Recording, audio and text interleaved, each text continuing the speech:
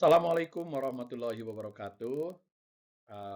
Berjumpa lagi dengan saya, eee, guru PPKN kelas 11 ya, pada SMK Mambaluhuda. Hari ini, kita akan membahas pembelajaran tentang sistem hukum dan peradilan di negara kita Indonesia ya. Sebelumnya kita lihat gambar-gambar berikut ya. Eee Di masyarakat sering terjadi pelanggaran, ya, baik pelanggaran lalu lintas atau pelanggaran di lingkungan masyarakat, ya. Nah, jika terjadi pelanggaran seperti ini, eh, siapa yang harus mengatur dan mengamankannya? Untuk itu, mari kita bicara mengenai hukum, ya. Eh, yang pertama kita akan bicara mengenai pengertian hukum. Apa itu hukum?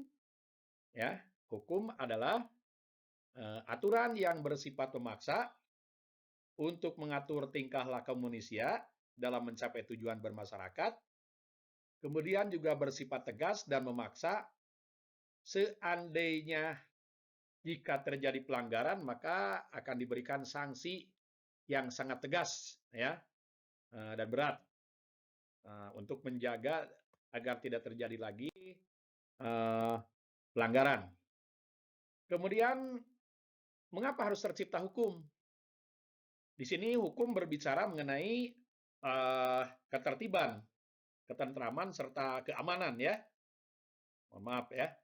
Uh, jadi hukum diciptakan untuk menjaga ketertiban, ketentraman serta keamanan. Mohon tertulisnya ketertiban di sana ya. Mohon maaf.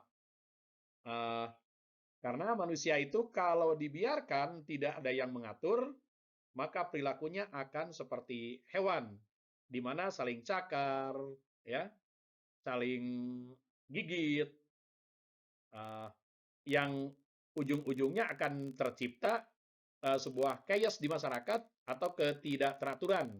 Untuk itu diciptakanlah hukum untuk mengatur ketertiban. Berbicara mengenai hukum, kita akan bicara dulu mengenai manusia ya dan masyarakat. Karena dalam kehidupan manusia bermasyarakat, maka kita akan berbicara mengenai adanya nilai-nilai dan norma yang terdapat di masyarakat. Nah, nilai dan norma itu sangat dibutuhkan dalam suatu masyarakat, ya, dan berguna untuk mengatur kehidupan dalam kegiatan kemasyarakatan itu sendiri. Ada 3 definisi tentang nilai menurut para ahli.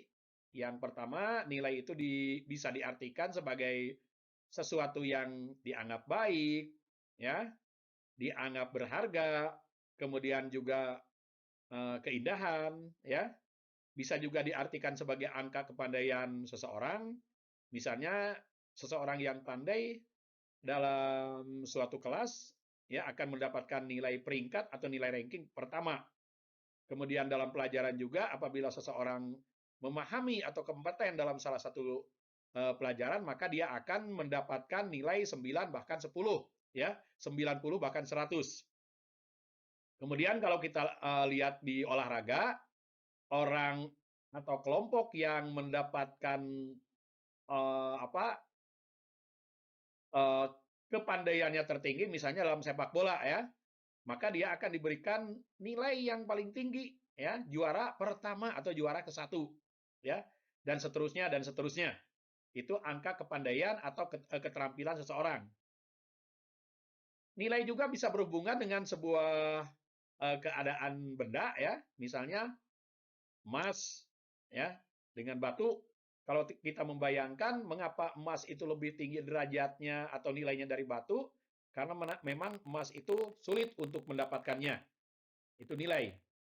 Selanjutnya, nilai juga terbagi 3. Ada nilai material yang berguna bagi kebutuhan manusia, ya, contoh makanan, minuman, pakaian. Nilai vital, nilai yang membantu kegiatan manusia, contohnya pulpen bagi belajar, canggul bagi petani, dan sebagainya. Kemudian juga ada nilai rohani, nilai yang berguna bagi keadaan rohani manusia dan terbagi atas yang pertama nilai kebaikan ya, yang berasal dari rasio dan akal. Ada nilai keindahan yang berasal dari perasaan, ya. Ada juga nilai kebajikan yang berasal dari pikiran. Kalau kita berbicara mengenai nilai keindahan, seorang laki-laki akan menaksir seorang wanita karena dia itu cantik, ya. Kemudian seorang perempuan menilai ketampanan seorang laki-laki itu adalah karena indah. Itulah mungkin saudara-saudara, ya. Selanjutnya nilai agama berasal dari wahyu Tuhan, ya, yang diwahyukan kepada para nabi dan seterusnya, atau dari orang-orang yang pandai, filosof dan sebagainya. Berbicara mengenai nilai, maka kita akan berbicara mengenai norma. Agar nilai itu bisa terjaga dengan baik di masyarakat, ya, maka terciptalah sebuah norma. Norma itu adalah kaidah bertingkah laku, berbentuk peraturan, ya, peraturan hidup yang mempengaruhi tingkah laku seseorang. Tegasnya norma itu menjaga nilai agar dia itu ajeg, tetap, ya. Ada beberapa macam norma, ya, berbentuk perintah, keharusan untuk melakukan sesuatu, ya. Ada juga norma yang berbentuk larangan, ya, keharusan untuk meninggalkan atau tidak melakukan sesuatu. Selanjutnya ada 4 jenis norma yang terdapat dalam masyarakat. Yang pertama ada yang disebut norma agama. Norma yang berasal dari Tuhan, berisi perintah dan larangan yang diwahyukan melalui para nabi dan rasul. Ada norma kesusilaan, peraturan yang berasal dari hati nurani manusia, ya. Kemudian norma kesopanan atau norma adat, yaitu peraturan hidup yang berasal dari pergaulan masyarakat. Sebagai salah satu contoh mengapa kita makan dengan tangan kanan, ya, padahal sama tangan kanan dan tangan kiri, Tuhan telah menciptakan kedua tangan ini mempunyai fungsi yang yang sama. Tapi dalam kehidupan pergaulan di masyarakat, maka tangan kanan dianggap tangan yang baik atau tangan manis kalau anak-anak itu. Sementara tangan kiri dipakai untuk kegiatan yang bersifat, mohon maaf ya, bukan keburukan istilahnya, tapi hal-hal yang bersifat kurang baik lah, ya. Contohnya kalau makan dengan tangan kanan, kalau membersihkan sesuatu, ya, itu dengan tangan kiri. Kemudian norma hukum yang terakhir yaitu aturan yang bersumber dan dibuat oleh negara yang bersifat mengikat dan memaksa seperti dijelaskan tadi, ya. Kemudian di Indonesia ada tata hukum, ya, yaitu yang bersumber dari Konstitusi Negara Republik Indonesia, Undang-Undang Dasar 45, Pasal 1 Ayat 3 yang menyatakan bahwa Indonesia adalah negara hukum.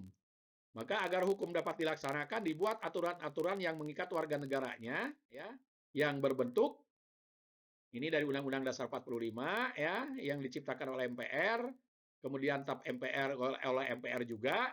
Selanjutnya juga undang-undang yang dibuat oleh DPR bersama dengan pemerintah. Kemudian Perpu dibuatnya oleh Presiden, ya, untuk menanggulangi undang-undang jika terpaksa untuk sementara diganti, ya, untuk menanggulangi hal-hal yang bersifat urgen. Kemudian ada peraturan pemerintah. Ini presiden yang membuat juga, ya, DPR bersama-sama dengan presiden, ya. Kepres ini presiden, ya. Kemudian juga peraturan daerah itu yang membuat kepala daerah bersama-sama dengan DPRD setempat. Mudah-mudahan dengan sedikit penerangan ini dapat bermanfaat kepada kita. Untuk selanjutnya marilah kita laksanakan diskusi bersama-sama. Itu sebagai pengantar dari Bapak. Terima kasih atas perhatiannya. Akhirul kalam, assalamualaikum warahmatullahi wabarakatuh.